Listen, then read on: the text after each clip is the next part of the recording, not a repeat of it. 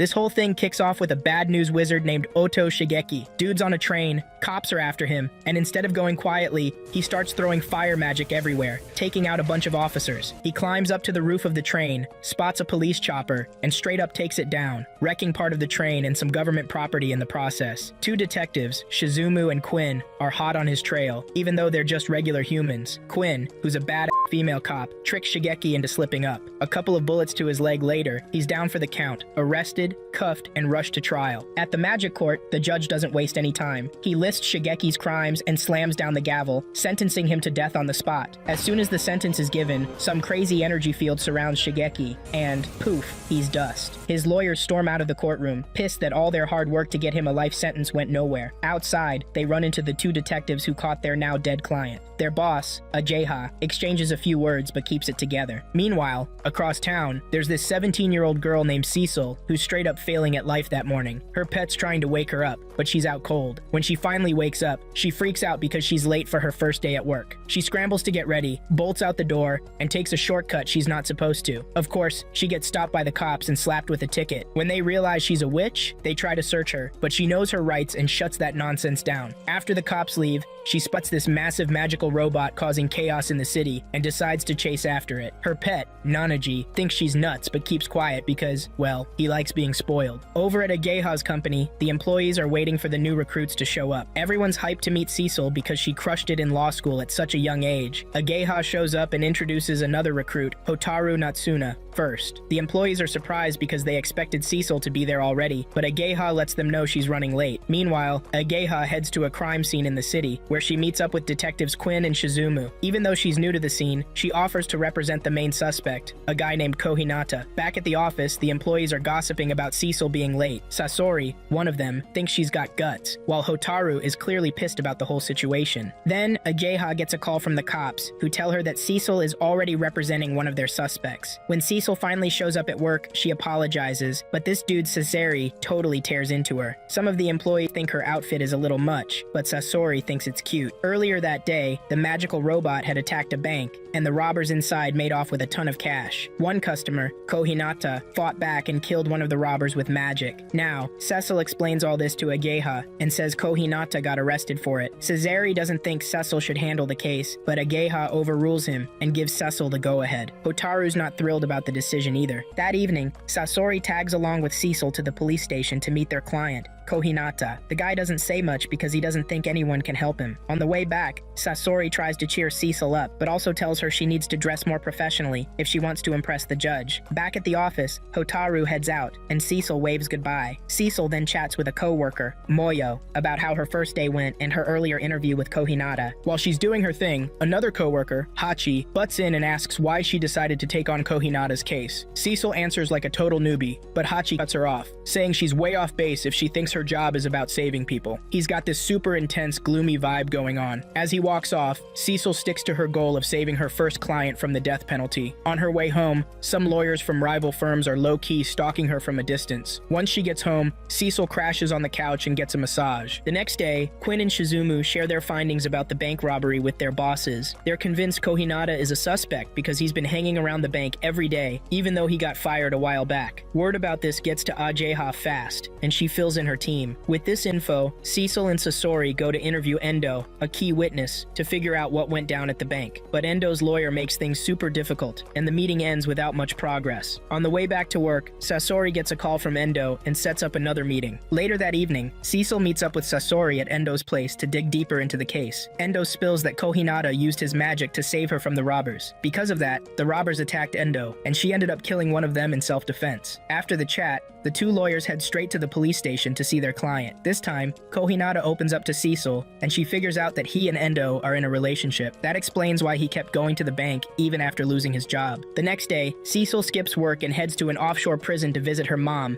who's still waiting on her sentence. That night, she stays late at the office grinding away on her computer. Out of nowhere, Moyo sneaks up on her and drags her out for a food break. Moyo's taken a liking to Cecil, even though they've just met. While they're eating, Moyo gets curious and asks why Cecil was late for work. Cecil finally opens up about about her mom's case but tells Moyo to keep it on the down low. Later, some thugs jump Moyo, and Cecil uses her magic to save her. She pulls all the nearby metal together and creates this massive robot out of it. The sight of the robot freaks the thugs out so much that they take off running. Turns out, they were sent by some mystery person trying to test Cecil's powers. The annoying part? The cops show up, red and blue lights flashing, and arrest Cecil for using magic. The next day, Cesare is hot on Cecil's heels, totally ticked off because Cecil's actions lost their firm a ton of cash. While Cecil's running like her life depends on it, Cesare yells that she's docking a big chunk from her paycheck, and Moyo's too. Cecil tries to defend herself, saying she thought Article 10 of the Magic Prohibition Law had her back. After the chase, Moyo takes Cecil to grab some breakfast at a restaurant. Over the meal, Moyo can't help but hype Cecil up for her killer magic skills the night before, even though it caused a bit of a mess. Cecil gets all flustered and admits she's pretty useless without some metal nearby. Later that morning,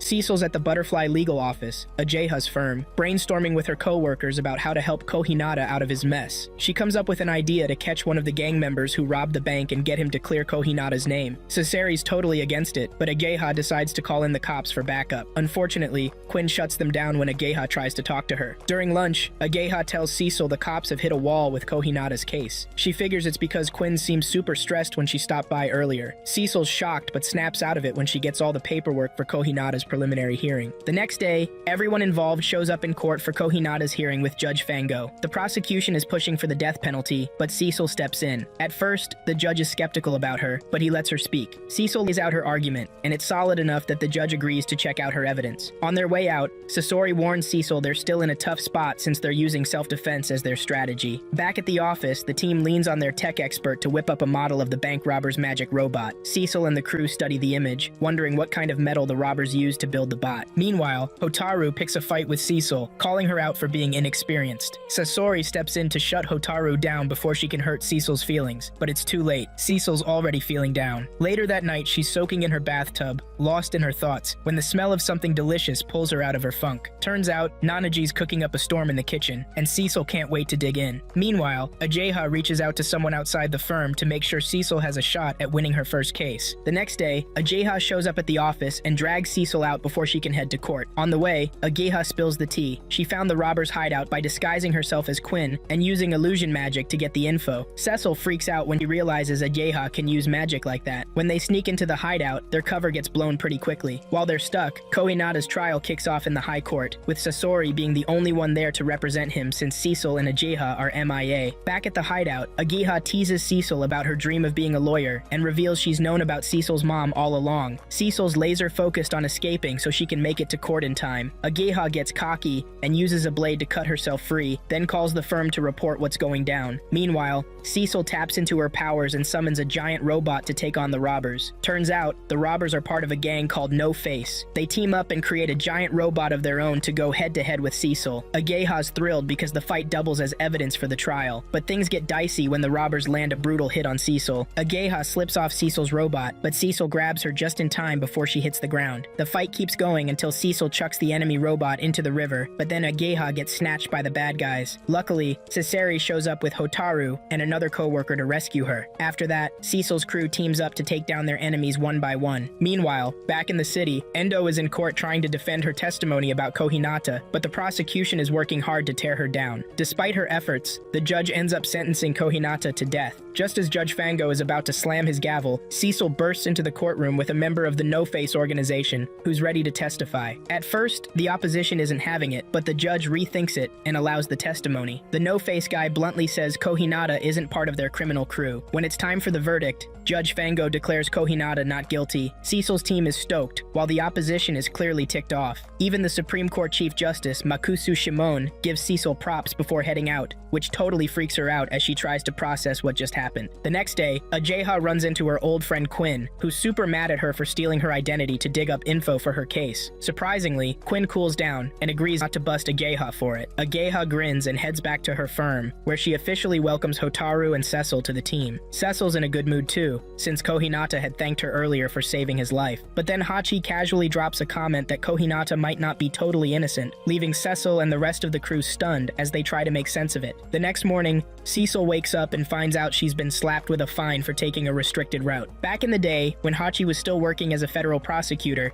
he handled a case where he pushed for the death penalty against a guy named Namase Masato, a stuntman accused of killing someone with magic during a performance. That case still haunts Hachi, even showing up in his dreams. One evening, a witch named Saotomi Mayu went after Namase's manager, seeking revenge for something he'd done in the past. The next day, two lawyers from the Shark Knight Law Office, Kiba and Shibiki, approached Cecil at a water park, trying to convince her to join their firm. They saw her as a major asset, especially after how well she handled her last case. But Cecil turned them down, even though they offered a sweet salary and perks. Before leaving, Kiba and Shibiki threw some shade at Ageha's firm, claiming it had a bad reputation. When Sasori heard about this, she got annoyed because she secretly wanted a chance with Kiba, or Shibiki, since they're both good looking. Later that afternoon, Hachi got to work and found out Quinn needed him at the station. When he got there, he saw Mayu and recognized her right away. Earlier that day, Quinn had been reviewing Mayu's criminal file and found out she'd used her powers to kill Namase's manager. Shizumu joined the investigation and learned that Mayu wanted Hachi to represent her in court. In the present, Hachi got curious and asked Mayu why she caused a recent explosion. Her answer was pretty odd. She said she just needed to blow off some steam, but she didn't hold back for bringing up Namase's case from 2 years ago. Back then, the judge accused Namase of meeting with his manager and convincing him to use his powers during a stunt. Someone ended up dying, but Namase denied it all, claiming it was actually his manager who told him to use his powers. Mayu, who was there at the time, got really mad, especially because the manager was smiling through it all. Things escalated when Namase, fed up with the judge, broke out of his cuffs, activated his magic, and put everyone in danger. Mayu, who loved him the most, tried to stop him but couldn't. In the end, Namase was killed, and the case was closed. Now, in the present, Hachi realizes he screwed up big time as a prosecutor back then. His meeting with Mayu ended soon after, and he went straight to Ageha to say Mayu might have other motives. He also asked to handle her case himself. Word spread fast around the company, and Cecil found out Hachi used to be a federal prosecutor. She also learned that he'd awakened his powers in the past, which got him removed from his position. The gossip about Hachi stopped when Ageha showed up and asked to talk to Cecil. As Cecil left, Hotaru looked jealous because Cecil was getting all the attention. Later, Hotaru joined Moyo at a restaurant, venting about how frustrated she was with the whole Cecil situation. She felt like all the work was going to Cecil, and she didn't want to be left behind. Moyo promised to keep Hotaru's feelings to herself and reassured her that she'd be an amazing lawyer one day. That afternoon, Mayu's sitting in jail, thinking back on what went down before her boyfriend got busted. Back then, Namase told her that his boss was threatening to can him if he didn't use his powers for stunts. Mayu wasn't feeling it, but Namase sweet-talked her, saying the extra cash would be worth it, and she eventually gave in. Fast forward to now, Mayu's in front of Quinn and Shizumu, trying to defend herself as new evidence pops up in her case. Shizumu thinks she killed her boyfriend's boss out of revenge. When they press her about it, Mayu just clams up,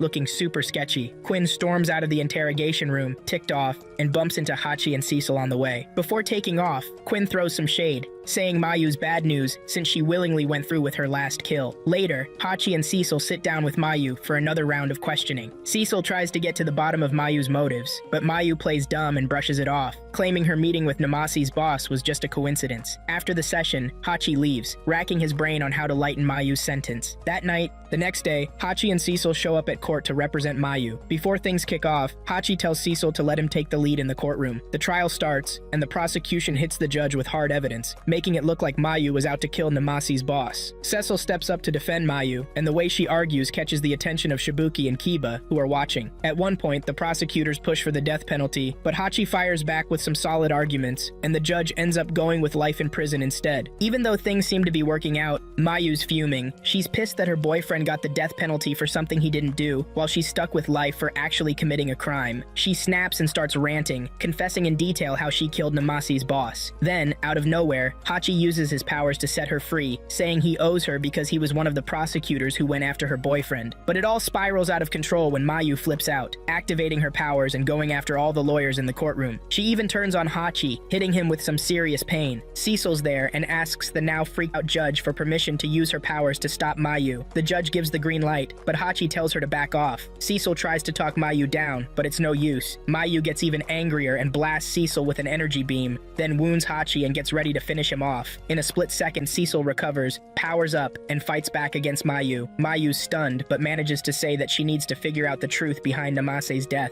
She believes it was all a setup, but before she can finish, Shizumu shoots her in the heart. As Mayu's life slips away, she whispers something to Hachi about a Grimoire 365. The next day, word gets out that Hachi's under house arrest for a week. Ageha and her crew gossip about it, but they're also buzzing about Cecil's new powers. Meanwhile, a secret meeting goes down with some unidentified men. They're talking about Grimoire 365 and how a certain group of wizards could be a threat to them. Turns out, Namase and Mayu were targeted because of this. Cecil's name comes up too, and they're shocked that she's unlocked some new abilities. After a few days, this shady wizard dude named Shimizu Tsukuji goes head-to-head with Quinn and Shizumu's crew in a subway station. While the guy's goofing off and riding the chaos like it's a wave, Shizumu sets a trap, and boom, he walks right into it. Meanwhile, Hotaru shows up early to work that morning to get the lowdown on what's popping in the city. There, this old-timer named Kamakiri hangs around and forces her to listen to updates about Shimizu's case. Sasori's all hyped because with Shimizu caught by the cops, she can flirt with as many dudes as she wants without some creepy surfer dude stalking her. Cecil, on the other hand, is over it. She's sick of Sasori's endless guy talk since, well, Sasori's way too into dudes. Cecil sits at her desk, wondering why Shimizu's got it out for witches and wizards specifically. When she asks, Kamakiri starts rambling about some old wizard beef over a book called Grimoire 365, but he's got zero answers when she presses him on how it's tied to Shimizu. Then a client rolls into the office and immediately catches Sasori's attention. Turns out, he's Shimizu's twin brother and goes by Sai. He's there to ask Ajeha's firm to take on Shimizu's case and represent him in court. Later that day, Ajeha heads to the police station with Cecil and Sasori to meet their new client. On the way, Cecil's super unsure about taking the case because, you know, Shimizu's a murderer, but Ageha reminds her it's their job to protect wizards' rights under the law. When they meet Shimizu, Cecil starts questioning him, and not gonna lie, the guy's a total creep. He doesn't hold back, spilling the tea on how he offed his first victims, and then he pulls some weird stunt that makes Cecil super uncomfortable. The meeting ends, and Cecil's so freaked out she has to splash water on her face in the restroom to chill out. She's pissed she has to represent someone like Shimizu, but Ajeha bluntly tells her to either do her job or quit. That night, Cecil vents her frustration at home to her gross little green pet, but Nanaji doesn't care. He just thinks she's being dramatic. The next day, Ajeha tells Sasori she's putting Shimizu through a psych evaluation because he's got dissociative identity disorder, DID. That's when it clicks for Sasori. This guy might have multiple personalities sharing the same body. Meanwhile, Cecil's out by the ocean meeting her mom, who's in prison. Even though Cecil's trying to act like everything's fine, her mom can tell something's bothering her. Later that afternoon, Shimizu's twin brother thanks Ajeha for ordering the psych evaluation. He then opens up about their past, explaining how Shimizu was a victim of crappy parenting and neglect growing up. When their parents bailed, the brothers were sent to an orphanage, and that's where Shimizu's violent side and multiple personalities first showed up. Sai even says Shimizu doesn't recognize him anymore because of his condition. Ageha points out that DID causes memory gaps between the different personalities, which makes sense of Shimizu's situation. Before leaving, Sai asks if Moyo is around at the office. A little while later, Shimizu breaks loose from some security guards and takes them down one by one, leaving chaos in his wake. He grabs Ageha, holding a pen to her throat and threatening to kill her. But then, Ajeha says something that snaps Shimizu out of it, bringing him back to his senses. Confused, Shimizu looks around, wondering where he is, and even questioning his lawyers about who they are, leaving them stunned. Later, during lunch with the girls, Sasori mentions that the judge might go easy on Shimizu, since he has DID, dissociative identity disorder. Cecil isn't having it. She's furious because this guy has killed tons of people just for fun in the past. Haratu reminds her to focus on her client's best interests, no matter what. Soon after, Shimizu's trial kicks off, and the judge takes charge of the case. Judge Fango listens to all the arguments and ends up sentencing Shimizu to life in prison, but because of his DID, the judge throws in some health benefits for him to get treatment every now and then. Cecil is beyond mad about this decision, but keeps quiet when Shimizu's twin shows up to thank Ageha. Out of nowhere,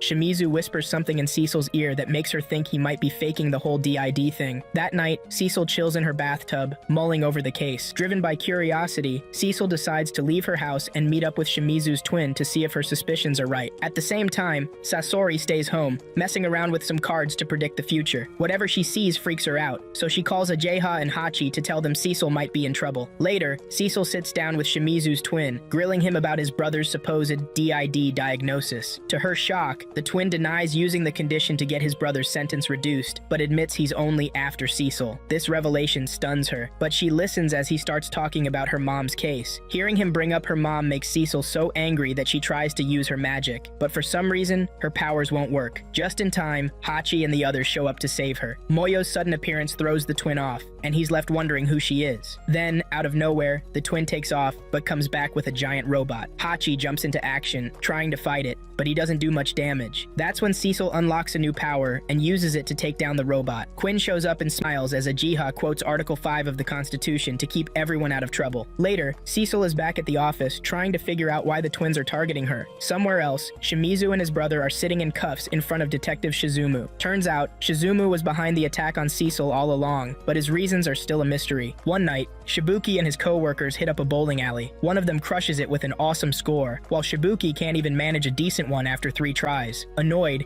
he starts blaming the bowling balls, and the manager, Kiritani, tries to kick him out. Meanwhile, Kiba nails a perfect strike on his first try, but notices Shibuki arguing with the manager. Things get heated, and Shibuki ends up getting punched in the face. Kiba steps in to calm him down before he does something stupid. Later, the crew chills at a spot to grab some drinks. Shibuki downs his drink, storms out, and decides to get back at Kiritani for embarrassing him earlier. Not long after, Kiritani gets attacked in the restroom and stabbed to death by someone unknown. The next day, Kiba shows up at the Buttery legal office looking for help. At first, Cecil assumes he's trying to recruit her for his company, but she quickly realizes it's about Shibuki's case. While Kiba's explaining, Saseri cracks up, thinking Kiba's firm is going to owe them big time. Meanwhile, Hotaru's trying to figure out why Shark Knights, their biggest rivals, are asking for help. Saseri guesses it's because Cecil has a killer reputation, while Sasori is off daydreaming about hooking up with one of the Shark Knights. For Shibuki's case, Saseri suggests Kamakiri as Cecil's partner and assigns him to help out. Later that day, Cecil and Kamakiri meet Shibuki at the station to hear his side of the story. Shibuki admits he used his powers to humiliate Kiritani at the bowling alley as payback. He says when he got back to the restaurant to meet his friends, the cops were already there waiting for him since he looked guilty. He also believes Kiritani was killed right after he left the bowling alley that night. Cecil listens closely and points out that Shibuki doesn't have an alibi for when the murder happened. As for the murder weapon, Shibuki says he'd never bother using something like that. He'd just use his powers to make it look like suicide. Before leaving, he bows to his lawyers, begging them to prove his innocence before he's charged. As time goes on, Cecil and Kamakiri start questioning customers, staff, and bystanders who were at the bowling alley that night. Every interview makes Shibuki look worse, and they don't get any helpful info. Cecil starts losing patience with Kamakiri, thinking his slow, old-school methods are holding her back, especially since they're running out of time. That night, Makusu holds a secret meeting with his wizard cult and talks about something called Grimoire 365. So, turns out this dude's got Cecil on his mind and plans to use her to pull off his shady schemes. The next day, Kamakiri and Cecil roll up to the crime scene to scope out any fresh clues. While Cecil's all business, Kamakiri gets distracted by a supermodel magazine and zones out, totally checking out the goods. Big Bro snaps back to reality when his annoying stepsis hollers at him to ditch the R-rated stuff. Later that day, while grilling some locals for info, Kamakiri can't stop himself from dozing off, no matter how many times Cecil tries to shake him awake. That night, when the two lawyers meet up with Shibuki,